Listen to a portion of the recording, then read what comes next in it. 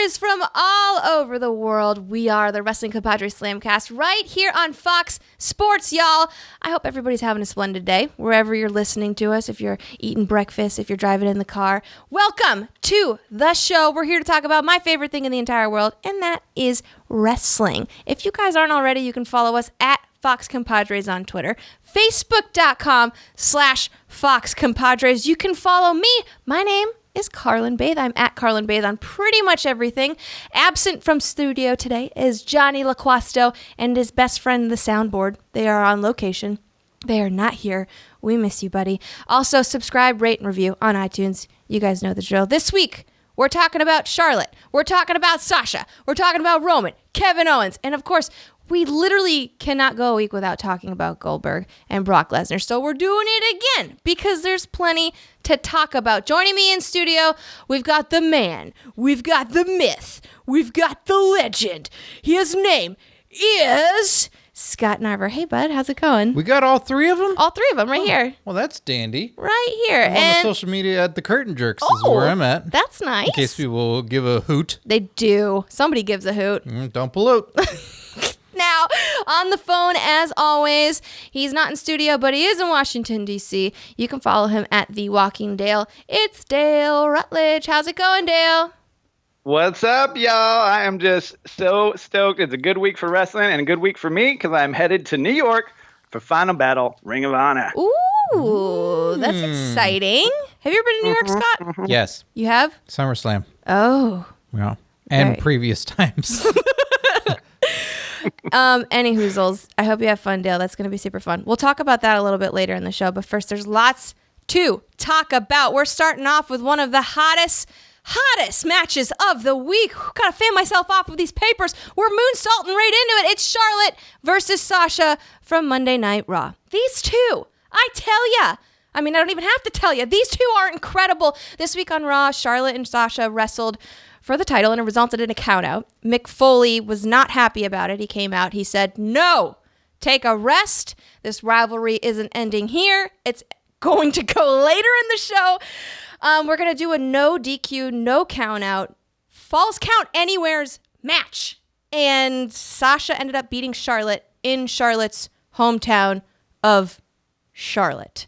Guys, this was incredible. I mean, this match was insane from start to finish.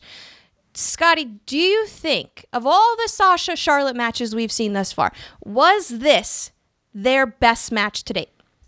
This was an incredible match, and I was glad that Mick Foley foresaw in this match that it had to go all the way. It's not like a best-of-7 series where something goes wrong, and you go, you know what, you're tag partners. No, this time, he said, this rivalry must come to an end, unlike Sheamus and Cesaro. So he saw it through, and it made the match mean more when it came to the end of the night, and boy, this might be their best match. This one, you didn't know what was going to happen, but I felt the same way at Hell in the Cell. That there are high expectations, and I don't know what's going to go down. And everybody, to me, that I talked with had the vibe of, well, it's in Charlotte, so of course Charlotte's going to win. You think that, but remember when it was in Boston and everyone's like, oh, Sasha's going to win. Yeah, so I don't know what's going to happen, and they over-delivered. It was a really great match. And I would say that, yes, this was their best match yet. What was your favorite part? My favorite part was when Sasha had the kendo stick and didn't hit Charlotte in the wrestler spots. Uh-oh. She didn't hit her in the small of the back. She didn't hit her in the shoulder. She just went at her, and then Charlotte started kicking her like, get the hell away from me. Like, stop it.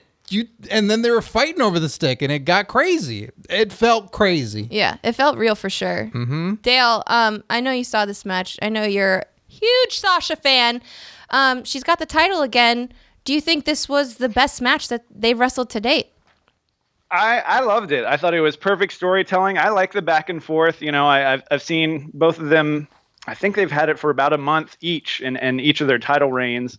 It's interesting for them to do that. I like the storytelling of it, and losing in both hometowns is pretty awesome. Although I will say WWE is real hot on nobody ever winning in their hometown. Even Cedric didn't win in Charlotte, and I feel like he's trying to they're trying to get him over pretty well, but whatever. They just like disappointing locals, I guess. I don't understand. But I thought it was pretty perfect, and I don't know. I think these two could go again, but I will toot my own horn for predicting this outcome last week when we were talking about it. And I think Nia Jax is coming. She did. Okay. She made a tweet saying that she's coming for them, that she deserves that spot. So, Dale, I think you're onto something. Yeah, they need to spice it up, too. As much as I've loved this entire feud, you don't want this to be the only thing that's going for the women's division on Raw. I mean, I will say SmackDown has had more of a complexity to it when it comes to the different amount of players that are in the roster. And on Raw, it's really just been the Sasha and Charlotte show. So I'd love to get Nia Jax or Bayley, but whoever they want to inject in there and give it some new life. Well, everybody then go praise Dale on Twitter and retweet him. Pretty good. I mean, it really has been the Sasha and Charlotte show, Dale. I agree with you there. While this was one of my favorite matches they had, the finish was so unique. The bank statement through the railing was just to die for. I do wonder where this is going to go. Like you mentioned, Nia Jax, it could go in that direction. But do you guys think that this rivalry is truly done? Do you think that it's time to really actually break apart from one another and go after a Bayley, go after a Nia Jax, and go after something completely new? Scott? No, I don't think it is totally done. I mean, why would we ever want these things done? WWE sold shirts of Sami Zayn and Kevin Owens saying fight forever, and they stopped it, and people got disappointed by that. We want to see the next fight. Now, granted, put on the back burner for a little bit, but I wouldn't want to see this rivalry end. I want to see maybe more people involved, put Nia Jax in there, make it a three-way, make another element involved. But no, if they're the two best players on right now, having the best matches, who knows how long their careers will last? Who knows how long this will be as important as it is? Go for it. Keep going for it. Dale, I got kind of a different question for you because you mentioned Sami Zayn and Kevin Owens, Scotty. Now, with the breakup of that feud, which we all wanted to last forever, this feeling is very much the same. We want these two women to fight forever. Dale, if you think this rivalry ends now, do you see one of them becoming a Sami Zayn type figure who just kind of disappears into the fold? I don't want to see Sami Zayn being a Sami Zayn figure. Right. I don't know. I certainly hope not. I think this goes triple threat because right now you have a rematch clause that can come into effect. So I would think, and they're already putting over Roadblock, right? So I feel like you kind of could throw in Nia Jax, whether it's right away at Roadblock and make it a triple threat, or maybe they hang on to that for the Royal Rumble. I don't know, but I think you can inject other people and keep this feud going between them. But you got to move away from it at some point. You got to give other people a chance. As much as we love what's going on here, like I said, you don't want an entire roster done by just two people. It seems, I don't know. There's a lot of other storytelling that could be happening there, and I just don't want to see other people not getting used. One rivalry that isn't anywhere near over is Brock Lesnar versus Goldberg. We all know what happened. We saw at Survivor Series, Goldberg crushed Brock Lesnar in 86 seconds. And then this Monday, on Monday Night Raw, Paul Heyman looked a little bit crushed himself. He appeared in an interview with Michael Cole, a sit-down interview, and he had some stubble. He had tears in his eyes. He was visibly upset about the notion that Brock's legacy could be this tarnished. And now we're going to see Brock Lesnar and Goldberg at the Royal Rumble in the Royal Rumble match. Guys, this is, predictable, maybe, but this interview was so emotional and so raw. We all know Paul Heyman's a good talker, but Scotty, this was like next level Paul Heyman. Just, what the hell? Tell me about it. This is when someone is left to their own ideas, left to their own devices. Paul Heyman is a stickler for detail, and this was filled with detail. This wasn't just like, hey, convey these points. Paul Heyman knew to convey and make this have gravitas to show up with that stubble. His eyes were bloodshot and had tears in them. So not only does he think unusually, like with his response to Michael Cole saying, when Michael Cole says, how is Brock Lesnar processing all this? He takes that beat and goes, like you care. Right. Like you've been up worrying about this. To have those different responses, Paul Heyman brings you into the reality of the situation. He brings you into that showing that I'm not ready for camera. I'm not clean shaven and I'm not all ready to just now speak. He is presenting the reality that this has destroyed Paul and Brock and they're trying to build this back up. He's the representation of Brock on camera. Dale, just thinking about that performance that Heyman gave, do you think he's the best talker in wrestling? Present day, all time, what do you think? Yeah, I mean, present day for sure, hands down. I don't think you could even contest that. All time, that's kind of rough. I don't know, but I mean, he's definitely in the top 5 of people of all time. But I will say to what your point was earlier about being predictable. I don't know that I would even say this is predictable. I mean, we didn't know if Goldberg was going to stick around, period. So for him to join the Royal Rumble is pretty awesome. And Lesnar himself hasn't really been in the actual Rumble in quite some time. So I think I'm kind of surprised at the way that they're going with it, just because, we were saying last week, I think Johnny asked if it was predictable in the fact that if Goldberg is in the Rumble, is he definitely going to win? I think by putting Lesnar in there now, it makes it all the more unlikely as to knowing who's going to come out the victor of the Royal Rumble and where they go from there to Mania. I always try and decode the foreshadowing that WWE does, but this one's just a little bit too obvious. One of them is going to win, and it's going to go to WrestleMania. You think one of them's going to win? One of them's going to win. Oh, you saying there's 28 chumps in there?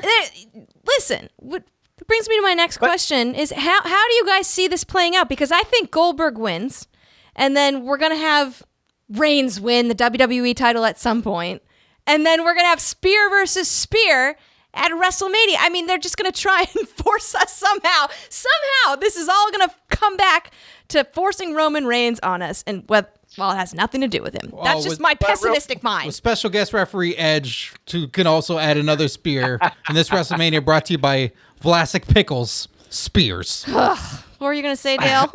or Edge, the razor company. I think that it could be, I don't know. I see them double eliminating each other. Because, I mean, honestly, I don't think Roman Reigns versus Goldberg, they still want Roman to be face. I don't think putting him against Goldberg is going to help Roman out at all.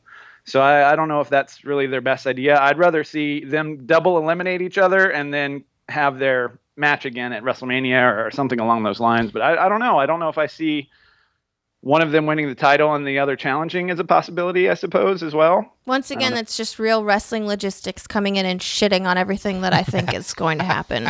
But Scott... Well, here's another one. I think Vince McMahon decides that Braun Strowman comes in and eats both of them. Jesus. He just eats them. Eats both of them. Eats Goldberg and he eats Brock Lesnar. Just comes in and eats them. What do you think's going to happen? Uses Sami Zayn as a toothpick. Good God. Guys, this Rumble might in fact be a shit show. What? You mean like it won't be any good? No, shit show? It'll be a shit show where many of storylines are going to be coming out of this that just are either going to break us or make us really excited, but I'm worried about things of that nature, like Sami Zayn getting used as a toothpick, Braun Strowman going so over, and people just, oh, God. So you mean a fustercluck? A fustercluck. Yeah. I think it's interesting. The Rumble before always had, kind of like the up-and-coming guys that would win or people who had just hit the peak of popularity. The past couple of Rumbles have been, guys that they were really, maybe Roman Reigns, you could say, was like the up-and-coming winner, but I mean Batista winning, I think if Goldberg won, it could be an interesting reigniting older careers kind of spot rather than helping out the new guys, which is very strange. We have some major contenders that have not thrown into this yet. I mean, John Cena is a major factor in this. Mm-hmm. John Cena being in that Rumble and facing off against either of those guys, even though we've seen it with Brock before, that would still generate so much excitement. We've got also Finn Balor is maybe able to make his return at the Rumble. Mm-hmm. So there's some major names that could be involved in this, and I'm sure they're going to hold a surprise or two that are going to make us in that moment go, oh my God, they're going to win. Oh my God, they're going to win. Samoa Joe will finally get what we've all been waiting for. Eliminated.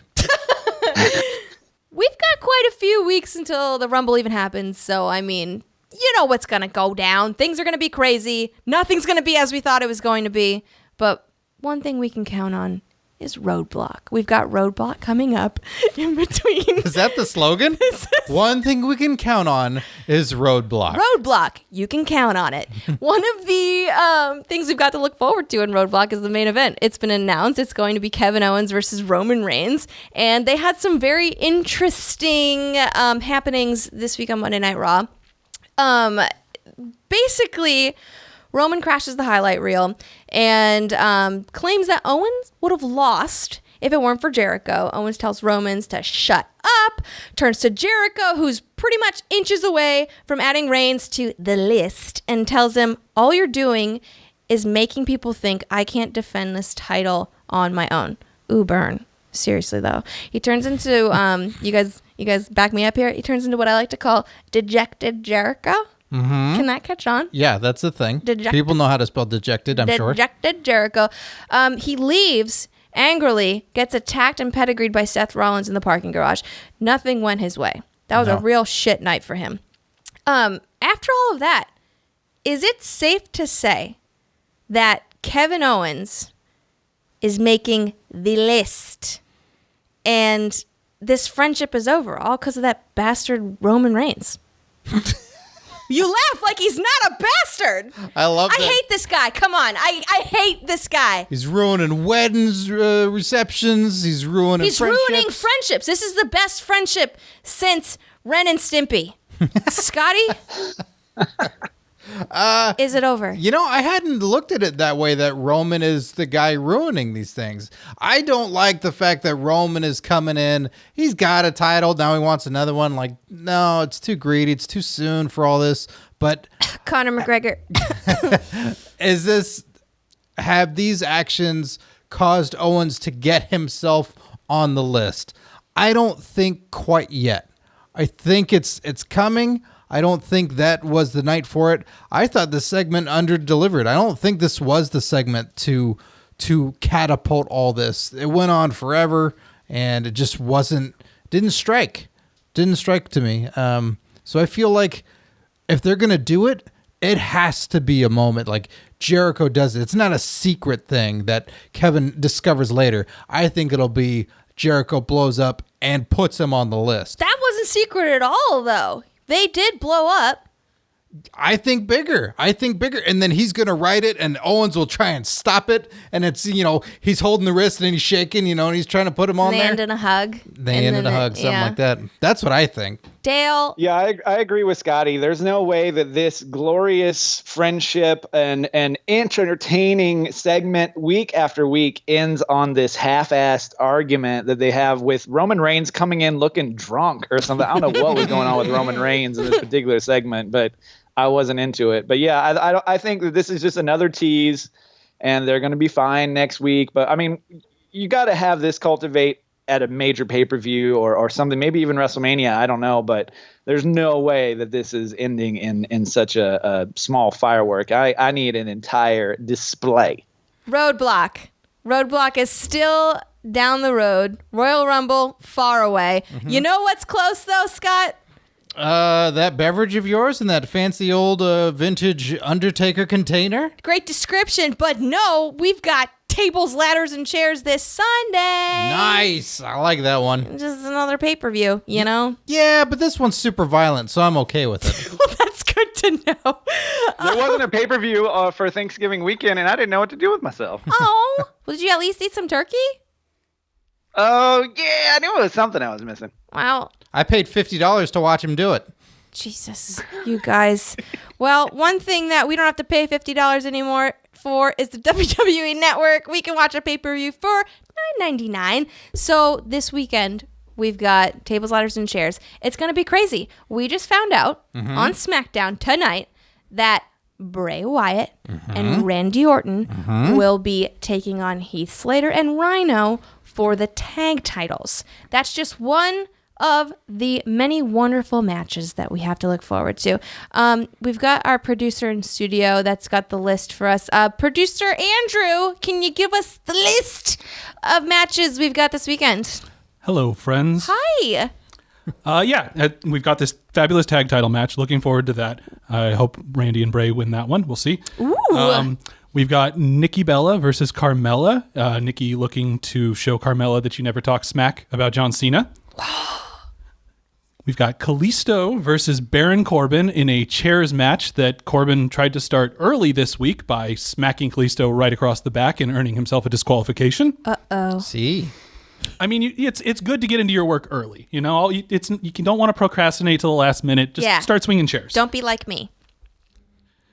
Then we've got Becky Lynch versus Alexa Bliss in a tables match. They too got started early, putting each other through tables on SmackDown for the WWE SmackDown Women's Championship. Okay.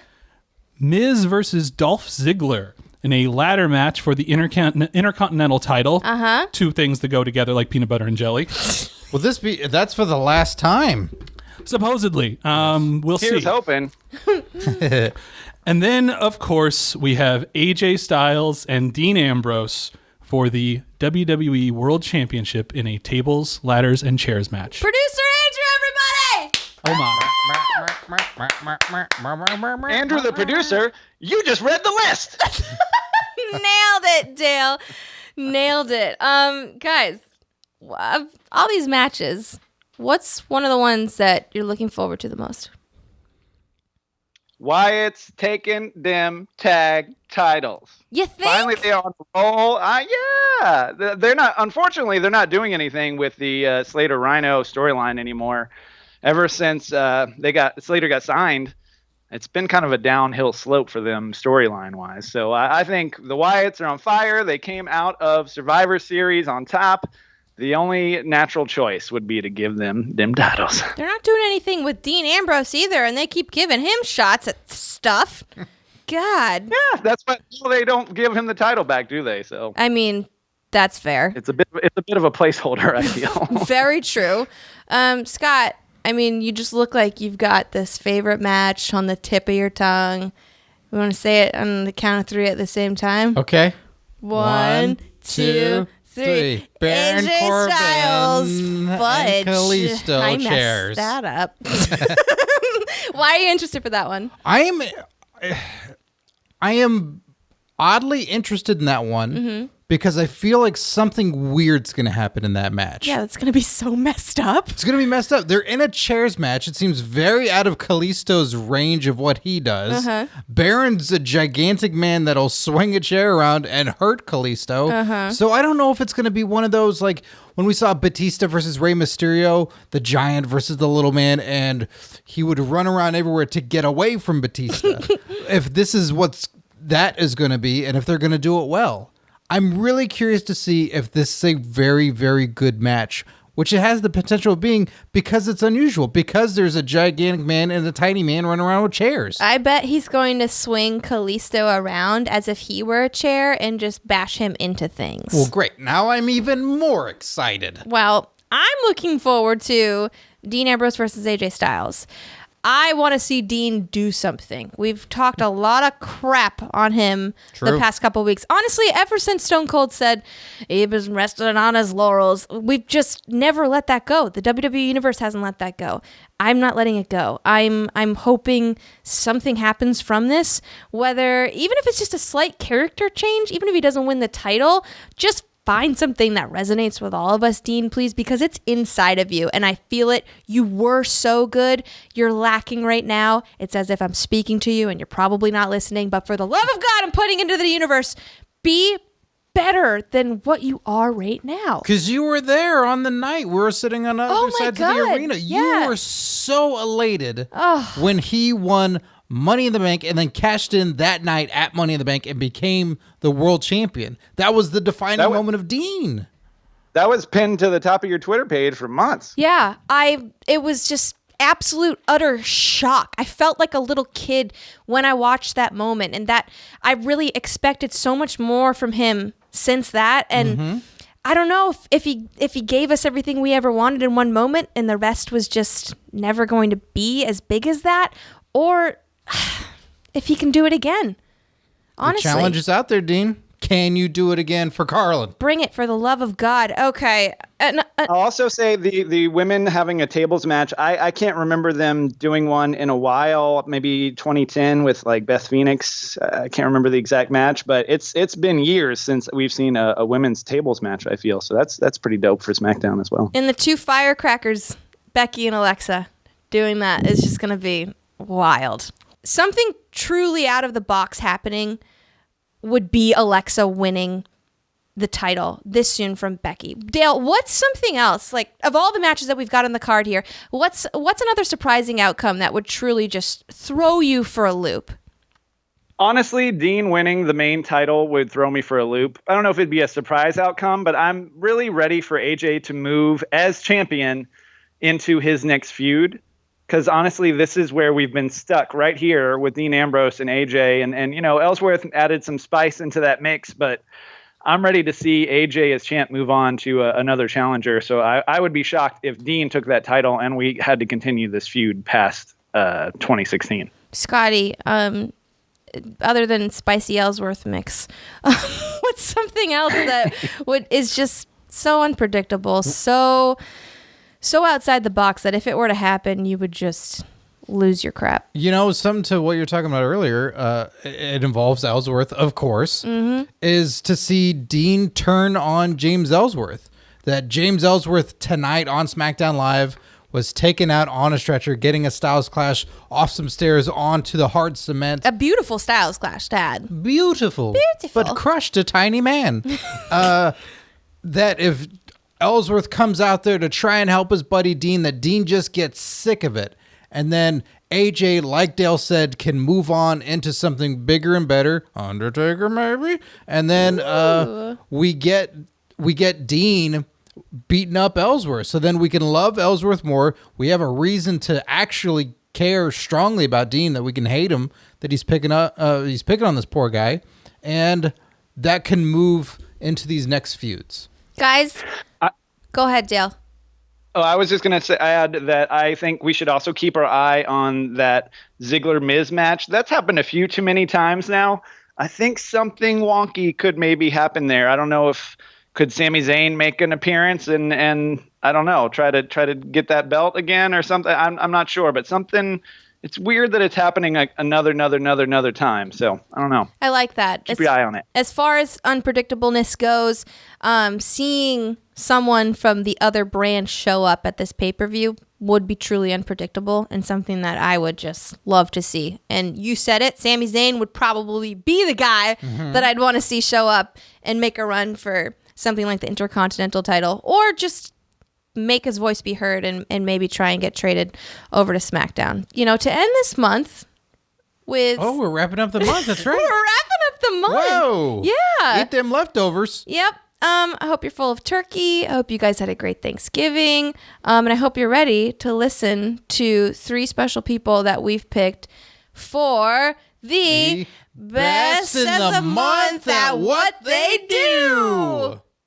That's what they do. Oh, Jesus, Dale! I was waiting for him to chime in with that. I got that delay, so I ain't trying to hop in. I know. Oh, my goodness. Since Johnny and his soundboard are on location, Scotty, will you do the honors and give me the... Best of the month at what they do? The... Best of the month at what they do? Starts with an F. Oh, right. Finish him. There we go. That was pretty good, Scotty. It was just like the soundboard was here. Good job. What can I say? Nailed it. Dale, let's start with you. Who is the person that you believe is the best of the month at what they do? I got to pick Cody Rhodes this month. I mean, the dude has been on fire since leaving WWE, but to have in one calendar year, this man is going to wrestle at WrestleMania. He's going to wrestle at Bound for Glory. And then at the end of this week, he'll wrestle at Ring of Honor's Final Battle. I don't know if anyone has ever done that, maybe ever, but certainly not in a calendar year. So I just got to give the most props to Cody Rhodes. He's going to face Jay Lethal at Ring of Honor, and Jay Lethal is basically Mr. Ring of Honor. At this point, he held that title for so long. He doesn't have it at the moment, but it's just really awesome to see Cody really live a wrestling dream. And I'm sure he was filled with doubt when he left WWE. You don't know how that's going to go. I mean, you could turn out to name yourself your character's name, like some other people that maybe I do or do not like. Ryback. So he turned out to be a hot commodity and has done it in such a positive way that he just is doing these handshake deals and getting out there and being friendly with the industry, and everybody has rewarded him. And most of the shows that he's on are selling out. They're getting bigger numbers than those shows normally do. So he has turned out to be the man maybe of the year, not just of the month. And Dale, you're going to be at Final Battle. Is there anything you're looking forward to in particular? I mean, other than Cody Rhodes? Well, yeah, I got to get props to Adam Cole. He's going to be, he is the champ right now, but he'll be taking on Kyle O'Reilly for that championship. We had him on the show last week, so go back and listen to that interview if you guys haven't heard it. It was awesome talking to him, especially about video games. I also, Colt Cabana's on the card versus Dalton Castle.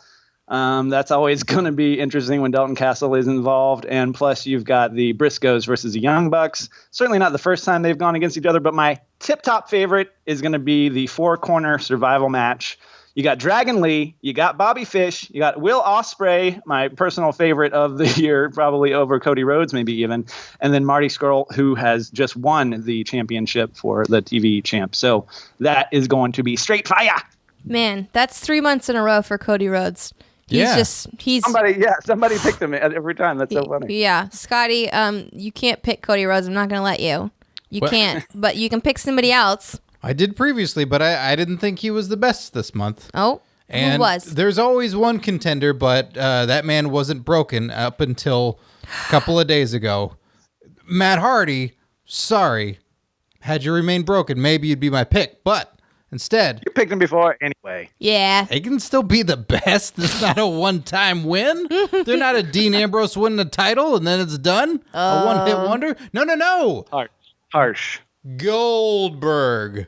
Oh, that guy. The biggest shocker of the month. The thought of, he can't do it. He can't bring it. All the negative thoughts, all the hatred that was there, all the disbelief. I was so impressed with him leading up to that match of being so exciting, being so off the wall, having these great moments, having these great promos, him scaring the security guards, him bringing back what he was and giving great promos that were rivaling Paul Heyman. And then the match that no one saw coming, the outcome that no one predicted, was incredible. A gigantic shocker, the biggest shocker of the year, in my opinion, and just was so fun to be a fan, to be lost in it, and to believe in what Goldberg was and is again. And he delivered on it in every way. And that Goldberg, best of the month at what he does. I can't argue with that. Good, then don't. Well, Goldberg wins again via Carrlyn. Nope, because I got someone else in mind. I've got a lady who I think was the best of the month at what she does, and her name is Charlotte. Guys, after seeing this match between her and Sasha Banks on Monday Night Raw this week, I mean, I've always loved her. She is the best heel, but she was just so freaking amazing. The promo she cut, her interactions with the crowd while shit was going down. She had this fire in her eyes that wasn't faked. It was just being so merciful. Is that a word? It is now. It is a word now, okay? Don't argue that. Guys, obviously I'm so overcome with emotion, I don't even remember how to speak the English language, but she is just the best women's wrestler of the moment right now. No one can top her, even though she just lost the women's title. Who the hell cares? She freaking killed it. Let's see what Sasha's going to do. She's got a lot to live up to right now, and she's also one of my favorite wrestlers. She's got some work to do. And that was the... Finish him. Scotty, that was beautiful. Thanks. I'm going to sing a sonnet of it later. You will? Yep. Well, maybe we'll put it on the deep cuts. Ooh. For the Twitters. Ooh, okay. No, I'm going to be home by then. All right. Boys, this has been a really fun week. I had a really nice time chatting with you guys about our favorite subject, wrestling. And, I mean, I cannot thank you enough for doing the show with us every week. Guys at home. You could try. Yeah? You could try thanking us. Thank you, thank you, thank you, thank you, thank you, thank you. Hit it. That's enough. That was it. Okay. Everybody at home, wherever you are, wherever you're listening, seriously, thank you. You're what make us keep going. We love wrestling. You love wrestling. We're one big, happy, freaking wrestling family. Man, getting emotional. Not really, but... Yeah, you're hollow inside. No, We know. I have no soul. We've got to You're go. made out of Skittles and Cheetos. Speaking of Skittles, I had 4 packages before we started recording. The pound packages. You can follow me on Twitter at Carrlyn Bathe and see all the junk food I eat, see pictures of my cat Toby, see all the wrestling tweets that I make. It's pretty interesting. I'm biased. Scott, where can we find you? You can find me on social media at Curtain Jerks. You can listen to my comedy wrestling podcast, Curtain Jerks, available on iTunes and SoundCloud. And On Your Mark Show, youtube.com/On Your Mark Show. There are new weekly videos up there. I hear there's going to be a top 10 video coming soon. How do you know these things? I am a huge fan, and I have the inside track. And I know today there was more episodes recorded for season 2 up and coming. That's just weird you know I know these some things. good guests. It was some good guests. Dale, where can they find you? Suspicious. You can find me at Final Battle this weekend, so come on up, say hello. Let's talk about wrestling. You can also find me at The Walking Dale on Instagram and Twitter and Snapchat. You guys can find Jonny Loquasto at jquasto. We miss you, buddy, and your soundboard. He's And doing comedy shows with blood. That's... And for troops, if blood- I understand everything he says correctly. He's got the comedy blood drive this week in Dallas, Texas. Yeah, where he gets comedy out of a troop and gives it to comedy. No. I think you can visit jlocomedy.com and actually see what he's doing. That makes sense. Or Do that. follow him on Twitter. Yeah. He'll be back next week, and so will we. And we cannot thank you guys enough for being our compadres. We love you. We appreciate you. That's the show. That's the show. How are you still listening? That is the show. This is the Ferris Bueller closeout, The but show? more aggressive. The show is done. Go home. Go. Have a good weekend, everybody.